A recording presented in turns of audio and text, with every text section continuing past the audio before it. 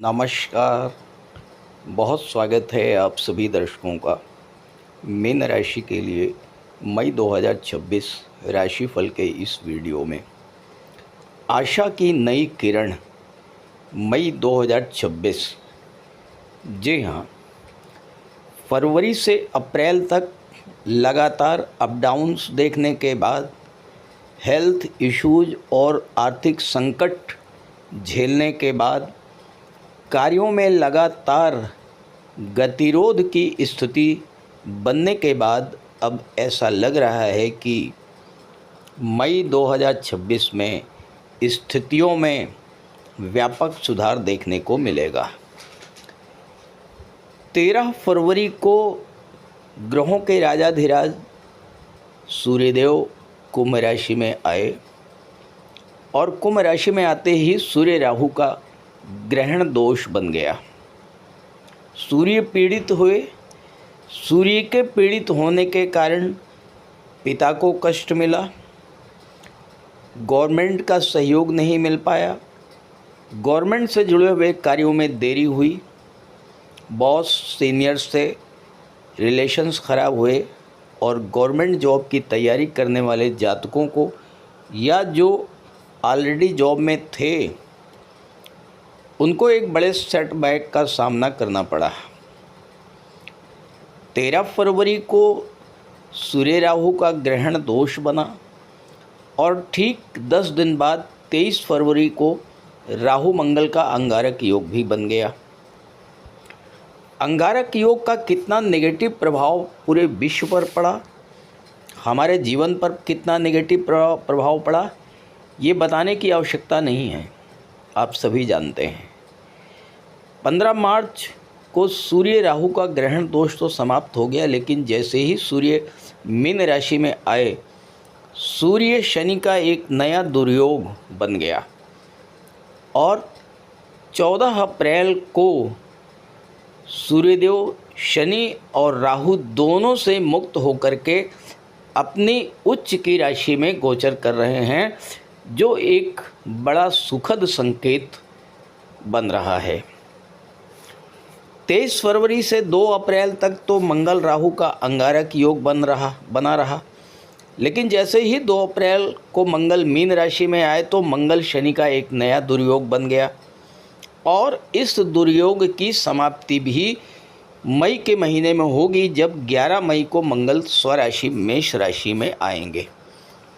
अब देखिए, मई के महीने में सूर्य उच्च के हो रहे हैं, मंगल स्वराशि में है, शुक्र भी स्वराशि में है और बुध भी 15 मई तक वृष राशि में मित्र राशि में रहेंगे और 15 मई से 29 मई तक स्वराशि मिथुन राशि में गोचर करेंगे।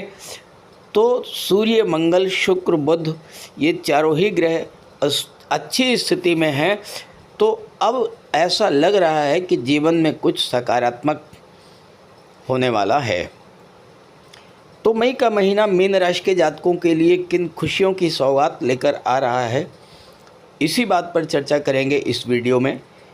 अच्छी बात यह है कि कर्म कारक शनि भी उदित हो चुके हैं। ये विश्लेषण आपकी चंद्र राशि के आधार पर किया जा रहा है। तो ये है मीन राशि के जातकों की कुंडली। आपके लग्न में शनिदेव का गोचर है और 12वें भाव में राहु का गोचर है। लग्न में शनि उदित हो चुके हैं और आपके जीवन में साढ़े साती का दूसरा चरण गतिमान है। राहु 12वें भाव में है। अब देखिए, सूर्य अभी तक शनि और उससे पहले राहु से पीड़ित थे, तो सूर्य अपना कोई भी फल नहीं दे पा रहे थे। अब जो पंचम भाव का स्वामी सूर्य है, वो जब पीड़ित हो जाए तो फिर छठे भाव का स्वामी जब पीड़ित हो जाए तो स्वाभाविक सी बात है कि जो लोग जॉब में हैं या जो गवर्नमेंट से जुड़े कार्य कर रहे हैं उनको समस्या आई होगी। अब ये समस्या समाप्त हो गई क्योंकि सूर्य अपनी उच्च की राशि में आ गए। मंगल राहु का अंगारक योग बना, फिर मंगल शनि का दुर्योग बना। अब मंगल भी 11 मई को अपनी स्वराशि मेष राशि में आ जाएंगे और मंगल आपके भाग्येश बनते हैं। तो भाग्य जो आपका साथ नहीं दे पा रहा था मंगल राहु या मंगल शनि के कारण, अब भाग्य का आपको भरपूर साथ मिलना शुरू हो जाएगा।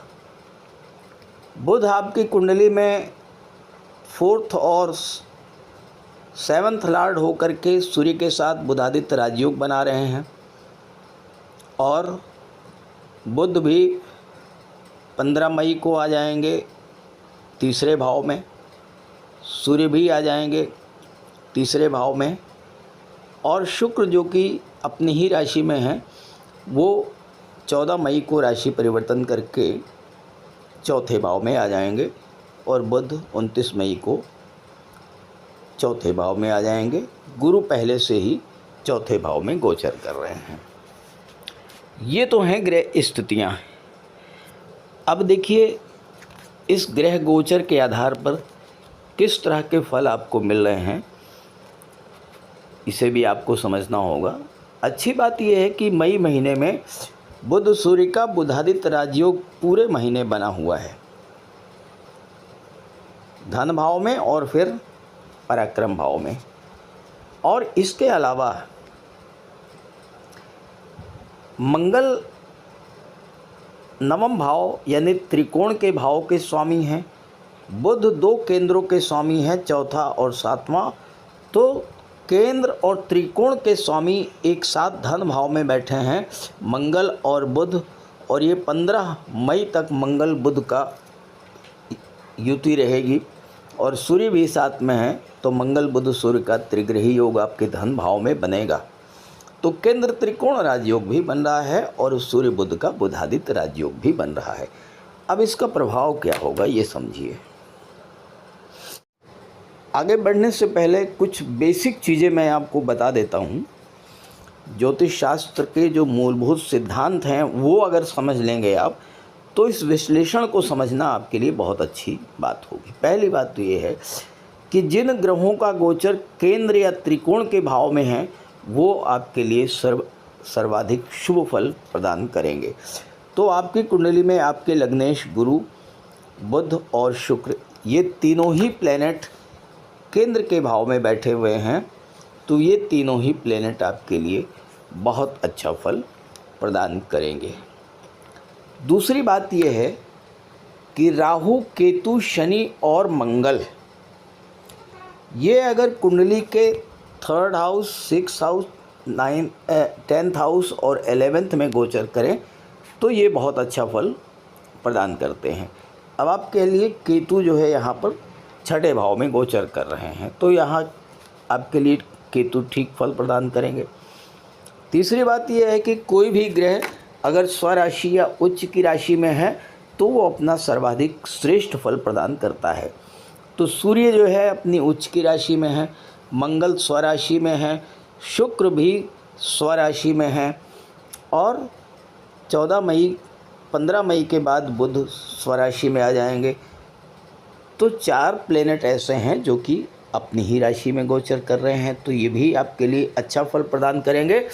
और चौथी जो महत्वपूर्ण बात है वो ये है कि राहु अगर अकेले किसी भाव में बैठे हों तो उस भाव के स्वामी के रूप में कार्य करते हैं। तो यानी राहु जो है 12वें भाव में बैठ करके 12वें भाव के स्वामी के रूप में कार्य करेंगे। भले ही 12वें भाव के स्वामी शनि हैं लेकिन यहाँ पर गोचर में राहु 12वें भाव के स्वामी के रूप में कार्य करेंगे। अब आप कुंडली को ज़रा ध्यान से देखिएगा तो आप ये समझ पाएंगे कि कुंडली का 7वां, 8वां, 9वां, 10वां और 11वां लगातार 5 भाव खाली है। यानी सभी ग्रह राहु और केतु के बीच में आ गए और राहु केतु के बीच में आने का मतलब क्या है कि कालसर्प दोष बन गया। हालांकि ये आंशिक रूप से रहेगा। 10 मई को जब चंद्रमा आएंगे कुंभ राशि में तब से ये कालसर्प दोष शुरू होगा। उसके पहले तो चंद्रमा कहीं न कहीं 6ठे, 7वें, 8वें, 9वें, 10वें इसमें रहेंगे, इन्हीं भाव में रहेंगे तो कालसर्प दोष समाप्त रहेगा। लेकिन आंशिक काल सर्प दोष बना रहेगा। उसके लिए और शनि की साढ़े साथी भी चल रही है, तो दोनों के लिए मैं आपको एक उपाय बता देता हूँ कि भगवान भोले शंकर की आराधना निरंतर करते रहिएगा। काल सर्प दोष आपका कुछ नहीं बिगाड़ पाएगा। सिर्फ और सिर्फ भगवान भोले शंकर की आराधना कीजिए पूरे मन के साथ। हर सोमवार को उनके दर्शन कीजिए, उनको जल, दुग्ध और काले तिल मिला करके अर्पित कीजिए, तो भगवान भोले शंकर की कृपा आप पर बनी रहेगी।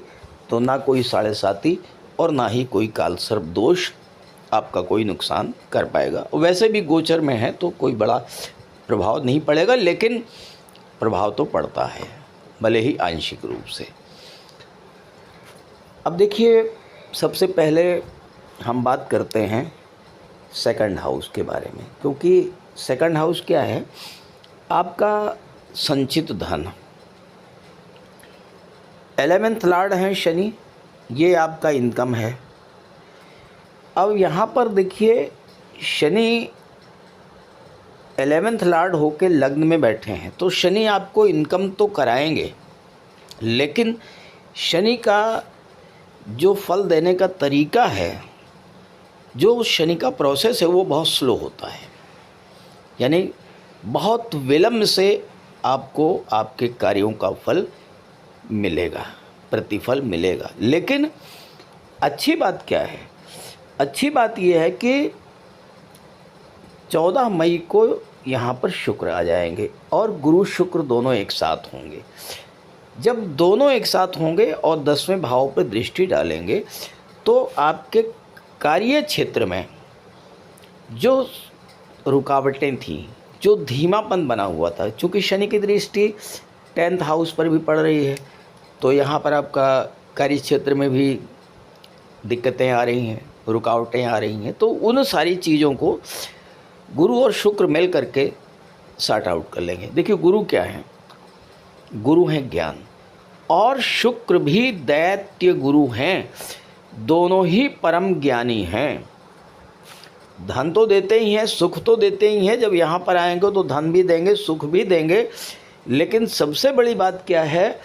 दोनों परम ज्ञानी हैं। और जब दो परम ज्ञानी ग्रहों की दृष्टि आपके 10th हाउस पर पड़ेगी, तो आपके करियर, प्रोफेशन में जो प्रॉब्लम्स थी, क्यों हैं, उस चीज़ को आप सॉर्ट आउट करेंगे। देखिए, शुक्र आपकी कुंडली में 8वें भाव के स्वामी हैं। 8वां भाव क्या है? 8वां भाव जो होता है वो डीप रिसर्च का होता है। तो आप स्वयं ये जान पाएंगे, ये एनालिसिस कर पाएंगे कि आपके कार्य क्षेत्र में कहाँ पर कमियां थीं, और उन कमियों को दूर कर पाएंगे। जब आप उन कमियों को दूर कर लेंगे, तो पैसा आपकी तरफ आना शुरू हो जाएगा। दूसरी बात ये है कि 8म भाव इस समय पूरी तरह से जागृत है, धन भाव पूरी तरह से जागृत है। धन भाव में मंगल, बुध, सूर्य का बुध त्रिग्रही योग है, और तीनों ही ग्रहों की दृष्टि जो है 8म पर पड़ रही है। चौथे भाव में बैठे हुए देवगुरु बृहस्पति की दृष्टि भी 8म भाव पर पड़ रही है। अब ये क्या दर्शाता है? ये दोनों ही भाव जो हैं, ये धन को दर्शाते हैं। वो धन जो आपने खुद से अर्जित किया है, वो 2nd हाउस है। वो धन जो आपको अचानक से मिल जाए, वो है 8th हाउस। तो इस समय आपको अपने परिश्रम से अर्जित किया हुआ धन तो प्राप्त होगा ही, डूबा हुआ धन या फिर अचानक से धन प्राप्ति, इस तरह की चीज़ें भी आपके साथ होंगी। कोई पैसा आपका कहीं फंसा हुआ है, रुका हुआ है, गवर्नमेंट के पास आपका पैसा रुका हुआ है, तो वो चीज़ें सॉर्ट आउट होंगी, पैसा आपको मिलेगा। अब देखिए, बुध 7म के स्वामी हैं, मंगल धन भाव के स्वामी हैं। अब 7वें और धन भाव के स्वामी दोनों एक साथ बैठे हुए, क्या मतलब हुआ इसका? इसका सीधा सा अर्थ ये हुआ कि व्यापार से धन की प्राप्ति। अब बिजनेस तो ऐसी चीज़ है कि उसमें पैसा फंसा रहता है मार्केट में। आपका काफ़ी पैसा मार्केट में फंसा हुआ है। इस समय 8th हाउस एक्टिवेट है, तो एफर्ट आप करेंगे, प्रयास करेंगे इस गोचर काल में, चूँकि मंगल आपके एफर्ट्स को दर्शाते हैं, आपकी एनर्जी को दर्शाते हैं। तो आपकी ऊर्जा कहाँ पर लगेगी? अपने पैसे को निकालने में। तो डूबा हुआ पैसा, अगर आपका बिजनेस में पैसा फंसा हुआ है, वो पैसा आपको इस समय मिलेगा। दूसरी बात, सेकंड हाउस जो है, इसमें मंगल और सूर्य 2 प्लेनेट बैठे हुए हैं। और मंगल क्या है? मंगल आपके भाग्येश हैं और सूर्य छठे भाव के स्वामी हैं। छठा भाव क्या है? नौकरी का है, या फिर सेवा क्षेत्र, सर्विस सेक्टर को दर्शाता है। और या फिर छठा भाव जो है ये एज ए प्रोफेशनल को दर्शाता है। तो भाग्य का स्वामी और छठे भाव का स्वामी, साथ ही धन भाव का स्वामी मंगल और सूर्य जब एक साथ बैठेंगे तो क्या होगा? छठा भाव, नवा भाव और धन भाव तीनों एक साथ। तो जो लोग जॉब में हैं या एज ए प्रोफेशनल जो कार्य कर रहे हैं, वकालत के क्षेत्र में, कंसल्टेंसी के क्षेत्र में हैं, शिक्षा के क्षेत्र में हैं, मेडिकल के क्षेत्र में हैं, स्वतंत्र रूप से जो लोग कार्य कर रहे हैं, कोई स्टार्टअप जो शुरू किया है किसी ने, उनका भाग्य भी सपोर्ट करेगा और भाग्य के सपोर्ट से धन की प्राप्ति होगी, क्योंकि मंगल और सूर्य दोनों एक साथ गोचर कर रहे हैं। अब आइए यहाँ पर थर्ड हाउस में, यहाँ पर बैठे हैं शुक्र। 14 मई तक यहाँ रहेंगे थर्ड हाउस में और इसके बाद आ जाएंगे फोर्थ हाउस में। फोर्थ हाउस सुख का भाव है, मित्र की राशि में है, तो यहाँ आपके भौतिक सुखों में वृद्धि करेंगे। तीसरे भाव में शुक्र और बुध का होना, अगर कहीं आपकी जन्म कुंडली में शुक्र, बुध और राहु ये अच्छी स्थिति में हुए, तो ये आप निश्चित रूप से जान लीजिए कि कला के क्षेत्रों में आपकी रुचि भी होगी और कला के क्षेत्रों से ही आपको ज़बरदस्त सफलता और लाभ भी मिलेगा। फिल्म इंडस्ट्री, टीवी सीरियल, कला जगत, सिनेमा जगत या फोटोग्राफी, वीडियोग्राफी, इन सब क्षेत्रों से आपको धन की प्राप्ति होगी। और चूँकि शुक्र बुध के साथ हैं, बुध व्यापार के कारक होते हैं, शुक्र जो हैं थर्ड हाउस के लॉर्ड हैं, तो आपका पराक्रम, आपकी ऊर्जा, आपका फोकस कहाँ पर होगा? बिजनेस पर होगा। किस तरह के बिजनेस पर? जो कि शुक्र से रिलेटेड हो। देखिए, शुक्र और बुध एक साथ होने का मतलब क्या हुआ कि शुक्र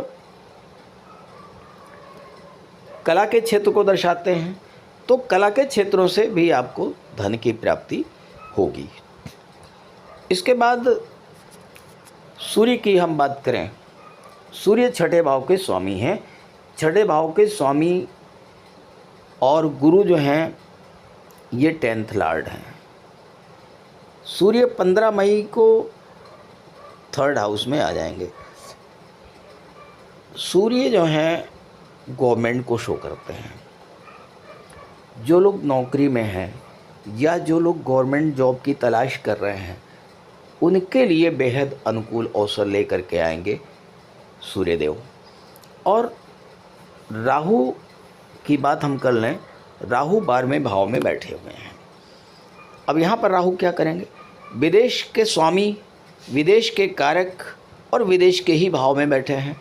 तो ये समय जो लोग विदेशी व्यापार से जुड़े हुए हैं या जो लोग ऑनलाइन माध्यम से, संचार माध्यमों के द्वारा विदेशों से जुड़ करके कोई बिजनेस कर रहे हैं, उनके लिए ये बुध और राहु का गोचर ज़बरदस्त लाभ देने वाला होगा। क्योंकि बुध संचार माध्यमों के भाव में बैठे हुए हैं, बिजनेस के कारक हैं, आईटी सेक्टर के कारक हैं, और राहु 12वें भाव में बैठे हैं। 7th लॉर्ड जब थर्ड हाउस में गोचर कर रहा है तो ये दर्शाता है कि ऑनलाइन प्लेटफॉर्म के द्वारा, संचार माध्यमों के द्वारा इस समय अगर अपने व्यापार व्यवसाय को आप विदेशों से जोड़ पाते हैं तो ये गोचर आपको बहुत अच्छा रिजल्ट देने जा रहा है। तो कुल मिलाकर के ये आपके लिए गोचर बहुत अच्छा है। बस एक ही बात का ध्यान रखिएगा कि मंगल और सूर्य आपके सेकंड हाउस में हैं, वाणी का भाव होता है, तो वाणी पर आपको विशेष नियंत्रण रखना पड़ेगा। एक बात तो ये है, क्रोध से बच कर के रहना होगा, ईगो, अहंकार से आपको बच के रहना होगा। और दूसरी बात यह है कि मंगल की दृष्टि चौथे भाव पर पड़ रही है, चौथे भाव पर मंगल की दृष्टि पड़ने से जो गर्भवती माताएं हैं उन्हें विशेष सावधानी बरतनी पड़ेगी। और मंगल की दृष्टि 8वें भाव पर भी पड़ रही है, तो वाहन चलाते समय थोड़ा सावधानी बरतिएगा। चोट चपेट एक्सीडेंट की भी संभावनाएं बनती है, चूँकि शनि की 7.5 भी है और काल सर्प दोष का भी प्रभाव रहेगा। तो स्पेशली 10 मई के बाद जब चंद्रमा कुंभ राशि में आ जाएंगे तो काल सर्प दोष प्रभावी हो जाएगा, तो उस समय वाहन चलाते समय ध्यान रखिएगा और चोट चपेट एक्सीडेंट्स वगैरह से बच करके रहिएगा। और जो लोग ब्लड संबंधी किसी समस्या से ग्रस्त हैं, हाई ब्लड प्रेशर की समस्या है, पाइल्स की प्रॉब्लम है या इस तरह की, तो विशेष सावधानी बरतिएगा। तो भगवान भोले शंकर की आराधना कीजिएगा, बजरंगबली की आराधना करते रहिएगा, हनुमान चालीसा का नियमित पाठ कीजिएगा, सूर्यदेव को जल देते रहिएगा, तो आपके लिए ये माह बहुत अच्छा रिजल्ट देने वाला होगा। तो इस गोचर का लाभ उठाएं। और अगर आप मुझसे संपर्क करना चाहते हैं तो इसी वीडियो के डिस्क्रिप्शन बॉक्स में मैंने अपना व्हाट्सअप नंबर दे दिया है, वहाँ पर आप कांटेक्ट कर सकते हैं। और अपना कांटेक्ट नंबर मैं स्क्रीन पर भी लिख दे रहा हूँ, आप नोट कर लीजिए, 9058144128। नमस्कार।